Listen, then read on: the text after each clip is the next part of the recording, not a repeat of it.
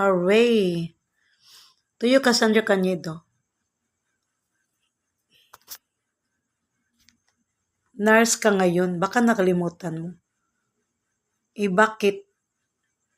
Naging lusyang ka na, naging gurang ka na. Bata ka pa, pero yung mukha mo tumanda na, pumangit ka na. Tsaka baboy-baboy mo na. Ang laki pa ng boobs mo, nagbitay na. Di ka pa nagbra.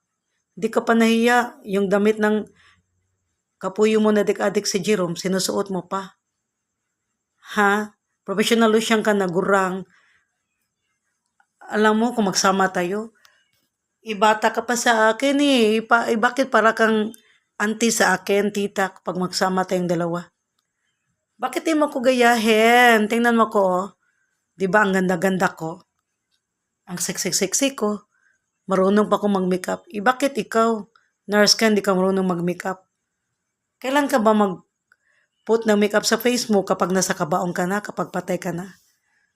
Dapat habang buhay ka pa, ma-experience mo naman na yung face mo na may makeup. Hindi lang yung mag-makeup ka kapag may occasion lang, graduation, party. Hindi ganun. Or kaya mamatay ka na, nasa kabaong ka na, dyan ka pa magpaganda, mag-makeup. Hindi ganun. Kailangan, buhay ka pa, maganda ka tingnan, always. Saka marunong kang mag-makeup. Kasi yung makeup, part yun sa bilang isang babae. Yung bakla nga, lalaki sila pero nagme-makeup. Tayo pa kayang mga babae. Cassandra Cañedo, may pinsan, anong nangyari sa iyo? Bakit naging lusyang ka na, gurang ka na? Bata ka nga, pero yung mukha mo, matanda pa sa akin. Mas matanda ka pa.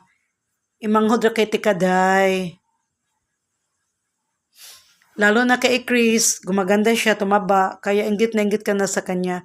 Kaya kung anong sinabi mo sa kanya, girl, pinagsabihan mo siya na pukpok. 300 lang ang pinabayad niya sa ibang lalaki, sa mababang uring lalaki, sa mga mabahong lalaki, sa mga hugaw lalaki, sabi mo. Bakit? Ha, may prueba ka ba? Naging pukpok yung kapatid ko si Marcres Carido.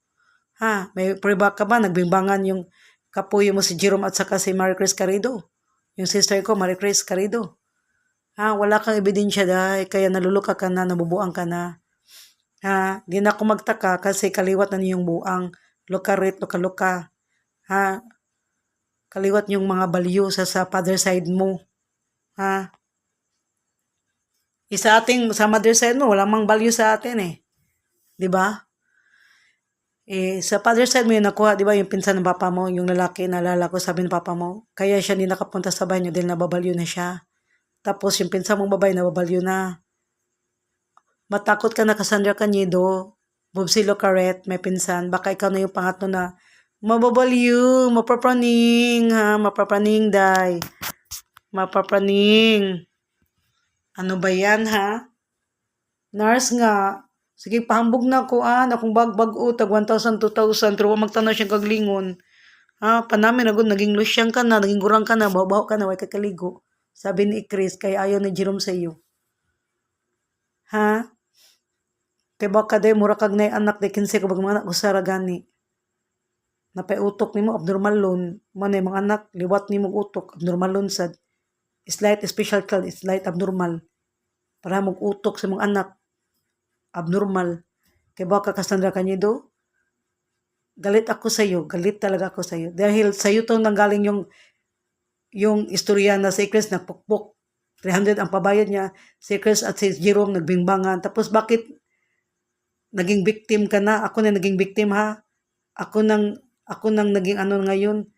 Ha? Sabi mo sa akin nanggaling yun. Huy, correction please, sa iyo nanggaling yun. Hindi sa akin yun. Kasi hindi ko marites. Hindi ako himantay yun. Hindi ko labtanon. Hindi ako hinawayon, ha? Hindi ko pakialamira. Hindi ako makialam sa buhay na may buhay. Ha? Kaya iriltok talaga kita.